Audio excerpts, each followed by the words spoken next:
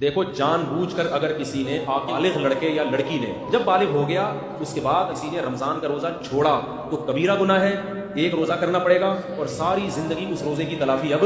وہ ثواب کبھی نہیں ملے گا، سال بھر بھی رکھ لے، کتنا بڑا نقصان کیا نا، لیکن کفارہ نہیں ہے۔ لیکن روزہ رکھ کے توڑ دیا رمضان کا روزہ تو کفارہ بھی لازم ہے اور الگ ایک روزے کی قضا بھی لازم ہے۔ کفارہ کیا ہے خوب سمجھ لیں، جس نے رمضان کا روزہ جان کر توڑ دیا تو 60 روزے اس کو لگاتار رکھنے پڑیں گے۔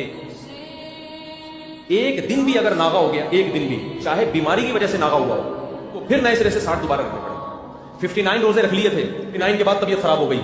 ایک روزہ چھوڑ دیا، اب رکھے گا تو دوبارہ سے شروع کرے گا وہ ایک روزے سے، تو 60 ڈیز کنٹینیو کو روزے رکھنے۔ سمجھتے ہو چاہے مرد ہو یا البتہ خاتون نے جب 60 روزے رکھے تو بیچ میں مینسز آ گئے، وہ مینسز والے دن خارج ہو جائیں، اس میں روزے نہ رکھے